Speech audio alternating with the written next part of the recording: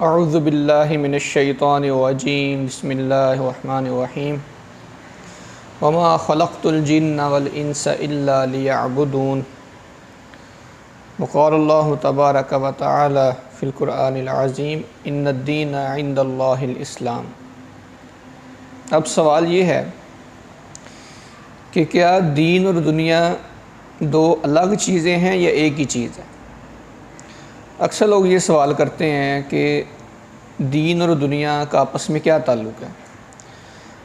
اصل میں جو دین ہے وہ دنیا گزارنے کا ایک طریقہ ہے، اور یہ اللہ تعالیٰ وضع کرتا ہے کہ تم نے اپنی زندگی گزارنی ہے تو کس منہج اور کس طریقے پہ گزارنی ہے۔ اللہ نے فرمایا کہ ان الدین عند اللہ الاسلام، کہ اللہ کے نزدیک اگر کوئی زندگی گزارنے کا طریقہ جو ہے وہ اسلام ہے۔ کچھ لوگ کہتے ہیں جی ہم دیندار ہو جائیں گے تو دنیا ہمارے ہاتھ سے نکل جائے گی، اور کچھ لوگ کہتے ہیں جی ہم دنیا دار ہیں، ہمارا دین سے کوئی تعلق نہیں ہے، ہم سیکولر ہیں، ہم لبرل ہیں، ہم جیسے چاہیں زندگی بسر کریں، جو چاہیں کریں، جیسے چاہیں کھائیں، جیسے چاہے پہنیں، جو مرضی کریں، ہم آزاد ہیں، ہم کسی قاعدے اور قانون کے پابند نہیں ہیں۔ یہ وہ لوگ ہیں جو لبرل لوگ ہیں، جو سیکولر لوگ ہیں، جو کہتے ہیں کہ ہماری انفرادی اور اجتماعی زندگی میں دین کا کوئی کردار، کوئی عمل دخل نہیں ہونا چاہیے۔ یا تو وہ اپنی زبان سے کہتے ہیں یا پھر اپنے عمل سے اس کا اظہار کرتے ہیں۔ ان کے اعمال، ان کے افعال ایسے ہوتے ہیں کہ لگتا یہ ہے کہ وہ کسی ضابطے اور کسی قانون کو نہیں مانتے۔ اب یہ دین اور دنیا دونوں ایک کیسے ہیں؟ ظاہر ہے بچہ پیدا ہوا ہے، وہ بچہ جو ہے اس کی خوشی کیسے منائی جائے گی، کون کون سی رسمیں ادا کی جائیں گی۔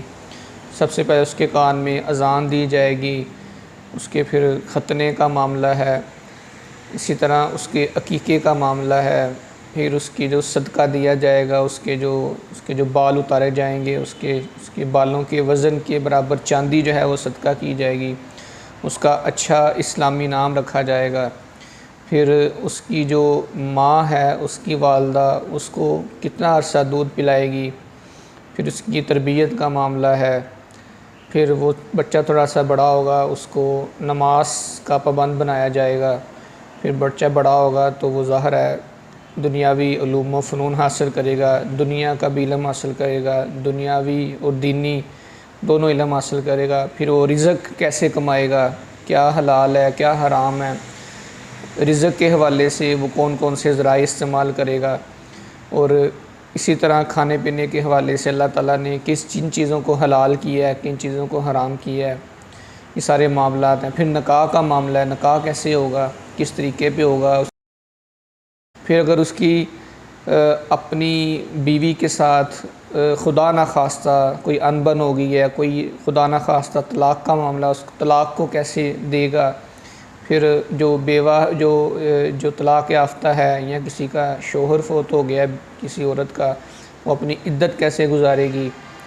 اسی طرح انسان کے معاملات ہیں۔ پھر انسان عقائد کہاں سے لے گا، اس کا عقیدہ جو ہے وہ کیا ہوگا، آخرت کے بارے میں، اللہ کے بارے میں، فرشتوں کے بارے میں، جنت جہنم کے بارے میں، ٹھیک ہے۔ اس کے پھر معاملات لوگوں کے ساتھ جو اخلاقی معاملات ہیں وہ کیسے ہوں گے، والدین کے ساتھ اس کا کیا سلوک ہوگا، اس کے رشتہ داروں کے ساتھ کیا سلوک ہوگا، اسی طرح اس کے ہمسایوں کے ساتھ کیا سلوک ہوگا، اسی طرح معاشرتی معاملات ہیں، سماجی معاملات ہیں، اسی طرح سیاسی نظام، اجتماعی طور پہ دیکھیں تو سیاست کا نظام کیسے چلے گا۔ اگر کوئی لوگ جرم کرتا ہے اس کو سزا کیسے دی جائے گی، کس قانون قاعدے کے تحت سزا کتنی دی جائے گی، عدالتی نظام کیسے چلے گا، ملک کا جو سیاسی ڈھانچہ ہے وہ کیسے ہوگا۔ یہ ساری چیزیں ہمیں دین سے ملیں گی۔ اگر کوئی شخص یہ چاہتا ہے کہ دین سے دور ہو کے میں زندگی بسر کر لوں گا اور دین کو اپنی انفرادی اجتماعی زندگی سے خارج کر دوں گا، تو معذرت کے ساتھ اللہ تعالیٰ اس کو کہتا ہے اولئک کالانعام بل ہم اضل، کہ یہ چھپائے ہیں بلکہ یہ چھپایوں سے بھی بدتر ہیں۔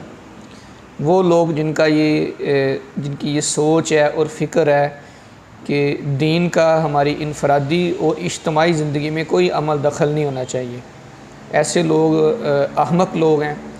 اللہ تعالیٰ کا قرآن ان کو چھپایا کہتا ہے، جو اپنے آپ کو کسی ضابطے کسی قانون کا پابند نہیں سمجھتے۔ تو دین اور دنیا دو الگ چیزیں نہیں ہیں، یہ ایک ہی چیز ہے۔